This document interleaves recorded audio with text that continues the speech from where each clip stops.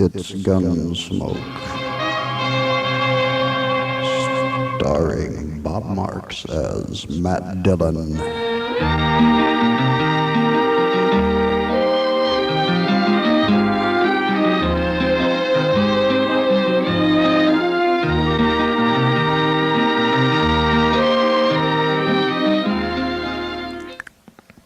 Hey, Doc, how about passing me another one of them biscuits, are we? Sure, here you go, Matt.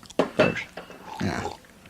So you're going to be gone, what, 3 weeks up there to Wichita, huh? Yeah, Matt, daggone it, it's so rare that we get a medical convention this close to Dodge, and well, Matt, there's so much happening in medicine these days. I just got to go. I know I'm going to be missed around here, but that's just the way it's got to be. Just the way it's got to be. Yeah. Well, you know, Doc, Wichita's got some things going on in it that they don't have here in Dodge. You sure maybe that's not the reason that you're going, huh? Well, you got me there too, Matt. Wichita's pretty developing place, and yeah, I'm going for the social life a little bit. Besides, there's going to be a fellow there I went to medical school with from back east, old Olaf Schmidt. He's a German fella. Boy, we had some good times in medical school. I haven't seen him for, I say pretty near 12, 13 years now. It's going to be good to see him. Well, you know, Doc, you should bring him back to Dodge with you. The way things are growing around here, we could sure use another doctor. Yeah. You know, Matt, that's quite an idea there. Pass me a biscuit there, would you, back? Thanks. It'll be one heck of an idea to have him back here, Matt. Boy, we had some good times together.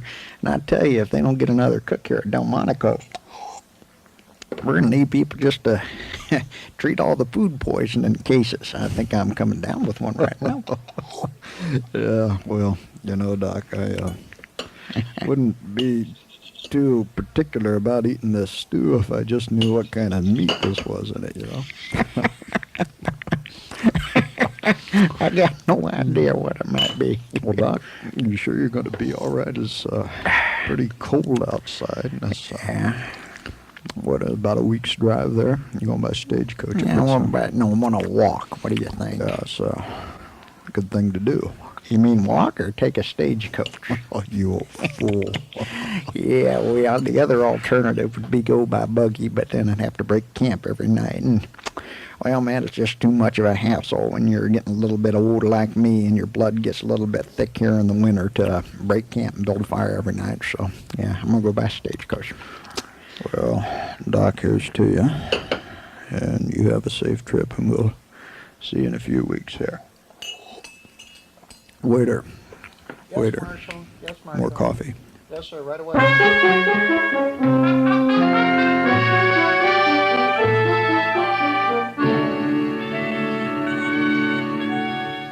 My daddy came to Kansas, find a home in Kansas. Hi, Mr. Dillon. Hi, Chester. How you doing?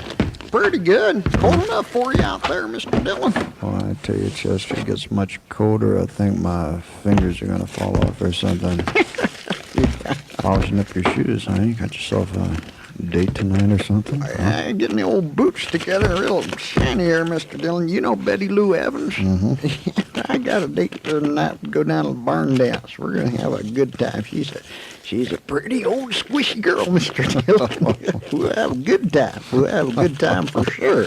Well, I'll hold the fort down while you're gone there, Chester. Mr. Dillon, there's somebody at the door. Yeah? My daddy. Well, don't bother yourself, Chester. I see you're busy. I'll get it. Find a home in Kansas. Yeah, what do you want? I came to see Marshall. Are you Marshall? Yeah, I'm Matt Dillon. Hey, Luke, why don't you come inside? It's awful cold out there inside. You're letting all the heat out. Certainly. Thank you, Marshall. Hey, Chester, why don't you cut out the singing, okay? Sure, Mr. Dillon, sure. I got some company here, and well, he might not stay if he hears you singing very much more. Mr. Dillon. So, What can I do for you, Mr. My name is not important, Marshal. I have just come to deliver to you this letter. Oh, okay.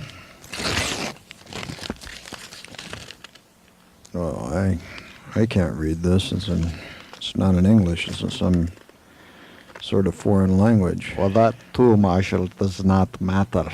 What matters is this, that you die. Mr. Dillon, he's got a gun! Chester, quick, throw me my gun. Here you go, Mr. Dillon. Thanks. Hiding behind desk, Marshal, will avail you not. Please come out and meet your destiny. Look, mister, I don't know who you are. I don't know where you came from. I don't much care. But let me tell you something. If you don't put down that gun right now, you're a dead man. Let me tell you something, Marshal. I'm not interested in what you think. I'm just interested that you die. Goodbye, Marshal. Looks like you got me, Marshal. Mr. Dillon, you okay? No, Chester, he winged me. Oh, no, Mr. Dillon, that's just Chester, terrible. Doc's in Wichita. You're going to have to dig the bullet out. Oh, Mr. Dillon, there's no way that I could do that. Mr. Dillon, I'd be afraid that I'd hurt you or something, Mr. Dillon. Chester, you got to, or it's going to go bad. No, there in the top drawer of my desk, there's a knife. Get it, and you can dig this thing out. Better get the whiskey, too.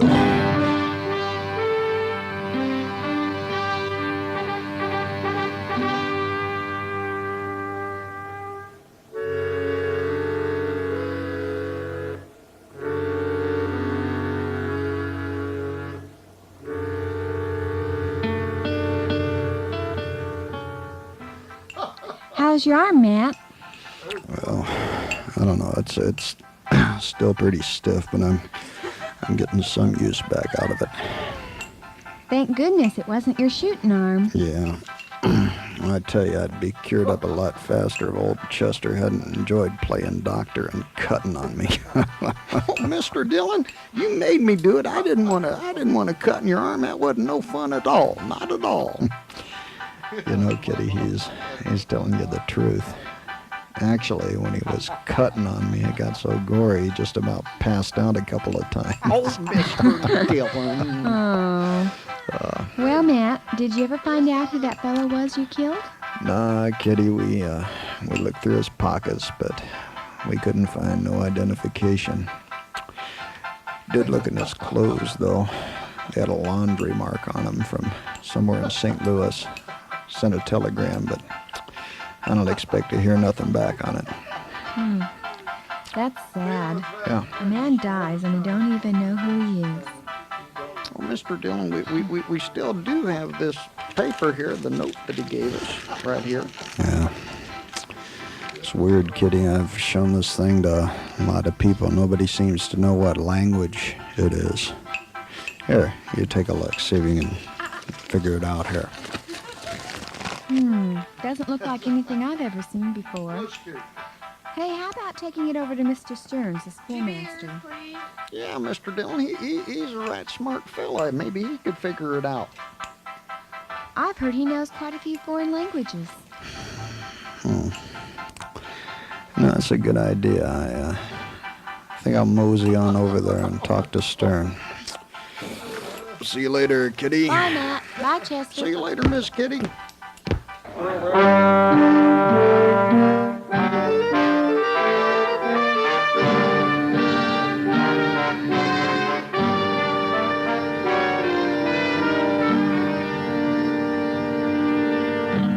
Mr. Dillon, I never did get a chance to sit down and talk to this Mr. Stern fella. Do you know anything about him? No, Chester. I just know that he came here about 3 years ago from Missouri. Take over teaching the young ones when schoolmarm, what was her name? You mean Jones? Yeah, that's right.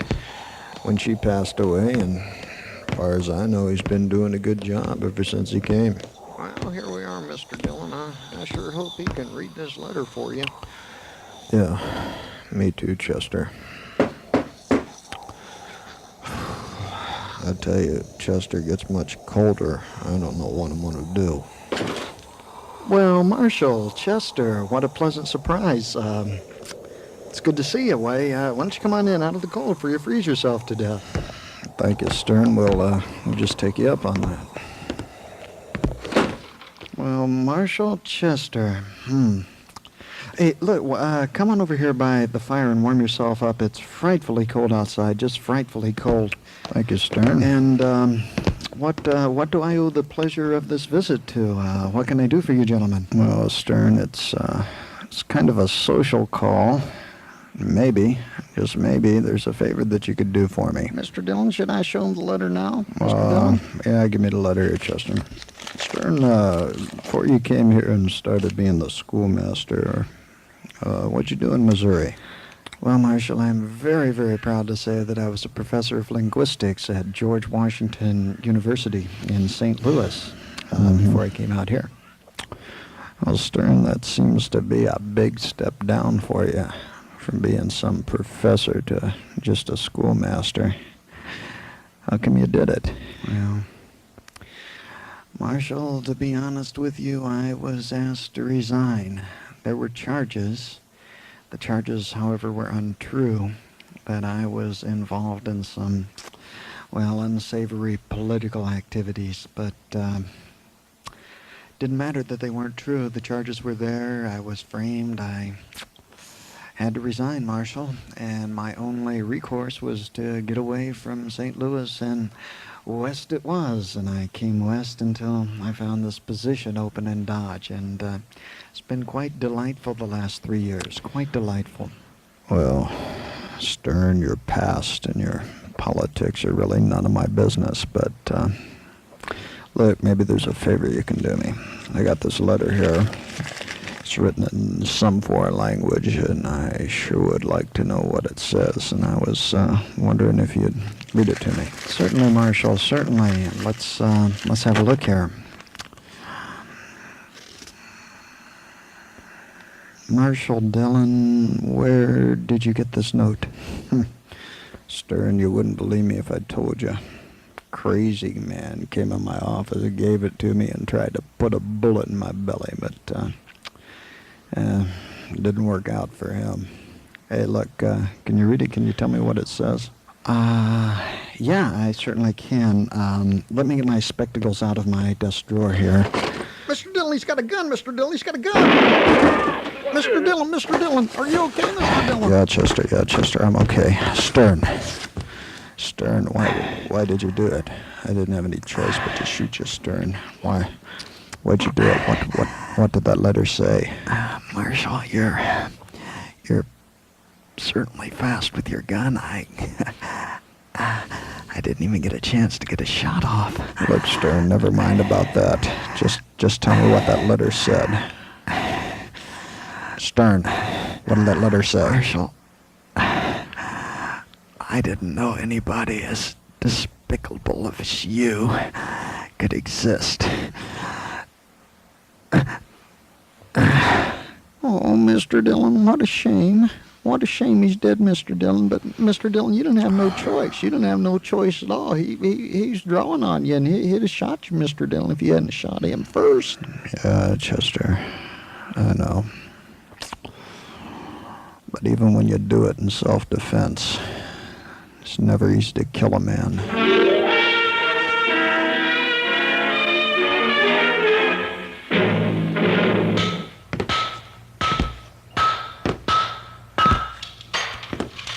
Oh, hello, Carl. How's blacksmithing going? Marshal, you came exactly at the right time. Just finished horseshoe. Look at it. It's beauty, is it not? Yeah, Carl, nobody makes horseshoes like you do. Look, have you got a chance to replace that broken shoe on my horse yet? Oh, yes, Marshal, I have. He's right over here in the stall. You owe me 50 cents, please. 50 cents. Here you go. It's always a pleasure to pay somebody as hardworking as you, Carl, and I might add, somebody that does such daggone good work. Well, thank you, Marshal. It's good to have compliment from you. It's quite all right. Look, Carl, perchance, do you know how to read? Certainly, Marshal. I know my native language, and in St. Louis, I learned how to read and write my English also. Very good. I'm very good in English, Marshal. And, Carl, what would be your native tongue? Romanian, Marshal, Romanian. Uh-huh. Well, maybe there's a favor that you can do me, Carl. I have here a letter, and it's in some foreign language, and I don't know if it's Romanian or not, but I'd like you to read it for me if it is. Now, before I show it to you, I want to tell you something, Carl. You can say some pretty despicable things about me, but whatever they are, I want you to tell me. Would you agree to that? Yeah, Marshal, me, you, we old friends, right? I got no problem here. Wait, give me letter. I read to you. Let's see here.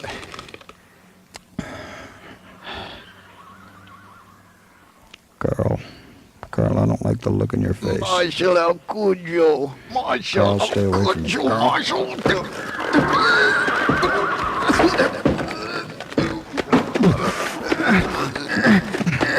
Marshal, you may have me in headlock, but I'm going to kill you, Marshal. Carl, tell me what the letter said. What did the letter say, Carl? I never tell you, Marshal. I kill you. Carl, quit struggling. Carl, quit struggling.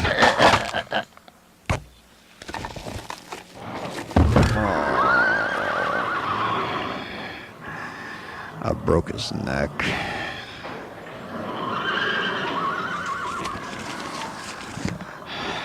Maybe I should burn this letter.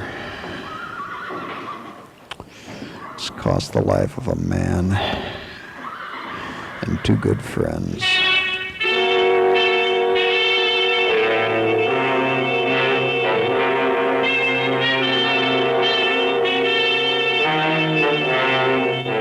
Oh, run, rabbit, run. The dog gonna get you. Run, rabbit, run. You gotta get away. Run, Chester, rabbit. what are you sewing there? Oh, Mr. Dillon, it's just an old shirt here. Chester, don't you know they got something called thimbles to keep you from sticking a pin in your thumb? Mr. Dillon, that ain't funny. I think I went all the way down to the bone. No, I never do use thimbles. They just kind of get in my way, so I just do it the regular way. Just a Yeah. regular way. Yeah, well, doesn't look like you need a thimble anyway. It's a pretty good job of sewing you did there, Chester. Well, thank you, sir. I appreciate that. Don't you know that a stitch in time saves 9? Mhm. Yeah. You know, Chester, just the way you say that, it sounds like maybe you made up that saying or something. Oh, Mr. Dillon, no. I did make that up. You know who did make that up, though? You know who did make that up? No. Fishbait Michaels. Remember Fishbait Michaels? Yeah, me and him, we used to go trapping muskrat down by Crooked Fork. Yeah, old fish bait. Mm-hmm. And we were trapping muskrat one time, and he told me that he did. He's the one that made it up. Well, Chester, I appreciate you telling me. I wouldn't have known otherwise. That's okay, Mr. Dillon. I tell you, there's not many people who know that Fishbait was the one that said that. Look, just got some new fresh coffee brewed here. You like a cup? Put some eggshells in it, pinch of chicory, kind of take a bite out. It's really good. There you go. Yeah. Thank you, Chester. What you reading there? You got reading yourself a book? No, Chester, I got this from Carl's widow. It's a Romanian dictionary. It's got the English words followed by the definition in Romanian. It's just backwards of what I need. You know, Mr. Dillon, that's awful. That's just plain awful. We can't figure out what that letter says. Yeah. Well, did you ask Carl's widow to read it for you, Mr. Dillon? No, Chester, not after it killed her husband. In fact, I've decided I'm not going to show anybody else in Dodge that letter. Well, Mr. Dillon, then how you going to figure out what that letter says? Don't you want to know? Yeah, Chester, I want to know so bad I can taste it. But I have to figure it out myself. I don't want nobody else getting hurt. Figure out what I'm gonna do. I hear tell up in Wichita they got a library. I'm gonna go up there and see if they got the right type of dictionary that I can decipher this blasted thing. Mr. Dillon, that's a good idea. I think you should do that. When you gonna leave? Well, it's no time like the present, Chester. Why don't you go get my horse saddled up? Right now, Mr. Dillon, you want me to saddle up your horse right now? Yeah, Chester, right now. Okay, but you make sure you get yourself some warm clothes. It's awful cold out there. I'll be sure to bundle up real cozy. I'll go get your horse saddled up. It'll take about a half an hour. You better get good supplies, too. Okay.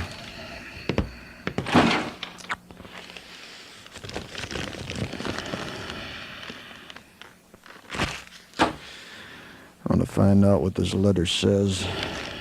I'm gonna die trying.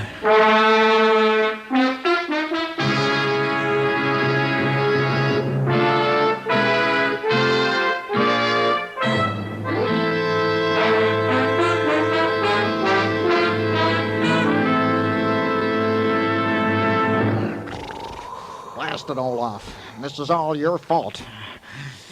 We should have took my idea and took the stage back. Blasted, but no, you had to ride back. Get some idea of what the frontier was like, huh? Charles, I'm dreadfully sorry. I myself am freezing to death. I'm cold, and I have a cold. I'm sorry, Charles. I'm sorry. Isn't it my turn to use the gloves? No, it's not your turn to use the gloves. In fact, it's your turn to go get more wood for the fire, daggone it. Don't call me Charles. Nobody's called me Charles for years. It's Doc. Just call me Doc. Everybody calls me Doc. Okay, Doc. Perhaps you're right. We are getting low on wood. How far away from Dodge are we? Oh, I don't know. Maybe about a day or so. Maybe if we get up early tomorrow morning and get going, we can make Dodge by tomorrow. Okay, both you men get your hands in the air, and I want you to leave them there. What's this? What? Now, this is a fine thing, Olaf. Not only you get me out here and freeze me to death, but we're going to get held up for good measure. Okay, I want both you men to shut up, too. Yeah. Now, just stay there, keep your hands in the air. Doc? Matt, great thunder, man. What are you doing out here? You'd scare the warts off a hoppy toad. Charles, you know this highwayman? Well, I guess you might call him a highwayman. No, Olaf, this is Matt Dillon. He's a marshal out of Dodge City. I'm sorry to have greeted you men this way, but I figured anybody out on a night like this must either be running from the law or loco. I guess I found out that he's loco. Matt, don't you blame me. It's Olaf's idea. He wanted to come back by horseback. I wanted to come back by the stage, and if we'd have done that, we'd have been at some way station right now instead of out here freezing our noses off. Charles, I'm sorry. I can't tell you that enough. I'm sorry. Now, could I please borrow the gloves now? I think it's my turn. No, Olaf, if it's just a matter of gloves, I think I got an extra set in my saddlebag over here. I'll get them for you. No, Matt, what are you doing out here in this ice box? Doc, if I told you, I don't know if you'd believe me or not.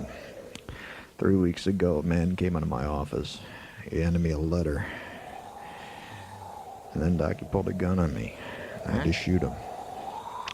The letter was in some foreign language. I couldn't read it, so a few days later, I took it over to Mr. Stern, the schoolmaster. Yeah? He was real nice, Doc, until he read the letter. Then he pulled a gun on me, too. And Doc, I had to shoot him also. Went over to Carl to pick up my horse, and, well, turns out Carl could read the thing, too. Doc, I've never seen a look in a man's eyes change like they did in Carl. We scuffled a little bit after I found out the letter was in Romanian. Got him in a headlock. I broke his neck. You mean he's dead, Matt? Yeah, he's dead. Oh. Well, anyway, I figure with all that behind me, I'm not going to show anybody else the letter, but I figured the library in Wichita would have a Romanian dictionary, and I could sit down with the letter and kind of decipher it myself, you know what I mean? Yeah, man, that's probably a pretty good idea. Marshal Dillon, I read Romanian.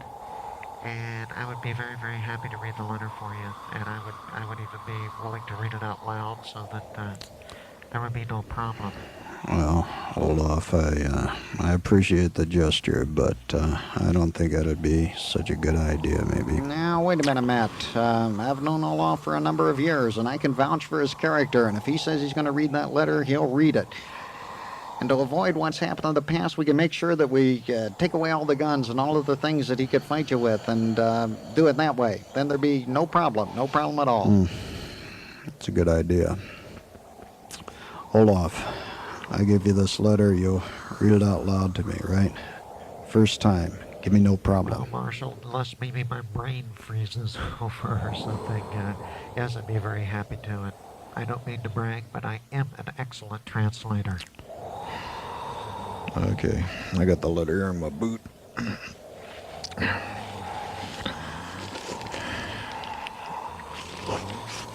Olaf, you got a gun on you? No, Marshal, I wouldn't even know how to use one if I did. And don't forget your promise. You're going to read it out loud the first time.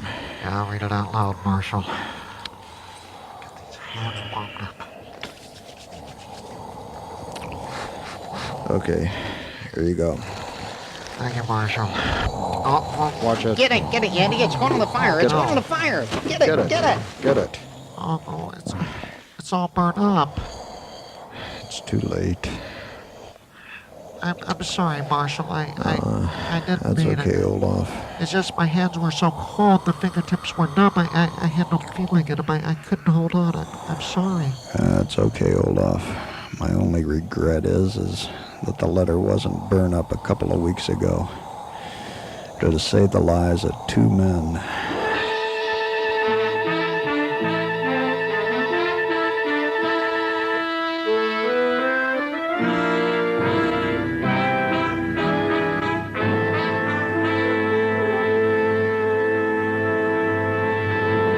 Gunsmoke, starring Bob Marks as Matt Dillon, with Bobby Jack as Chester and Connie Marks as Kitty.